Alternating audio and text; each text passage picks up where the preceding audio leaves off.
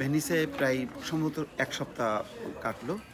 এটা আমার জন্য তো অবশ্যই একটা সত্যি আনন্দ লাগার কথা, নতুবা আমি এতদিন থাকতাম না।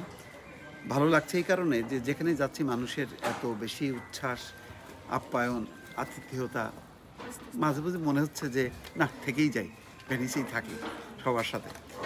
তো আ এটা বললাম এই কারণে যে সত্যি ভালো লাগছে। আর ইতালিতে আমি খুব কম সময়ের মধ্যে ৩ বার, এটা ৩য় দফা আমার আসা। তো এক অদ্ভুত দেশ লাগে আমার কাছে। ভেনিস তো অন্যরকম।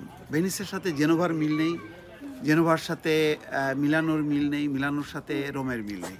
প্রত্যেকটা জায়গা, প্রত্যেকটা অঞ্চল একেকটা একেক রকম এবং যেন শেষ নেই। যেই শহরে যাচ্ছি সেই শহরে নতুন, নতুন লাগছে।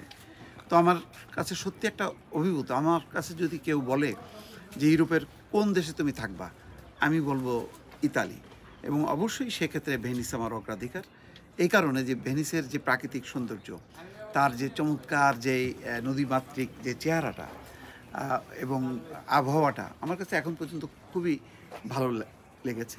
আর সবচেয়ে বড় কথা হলো যেখানে বাংলাদেশিরা এত বেশি আন্তরিক, সবাই যেভাবে আপন করে নেয় এবং তাদের যে সরলতা, তাদের উচ্ছ্বাস, রাস্তা দিয়ে হাঁটছি হঠাৎ করে বলছে যে আপনি মোস্তফা ফিরোজ না, আমি তো অবাক হই নিজেই।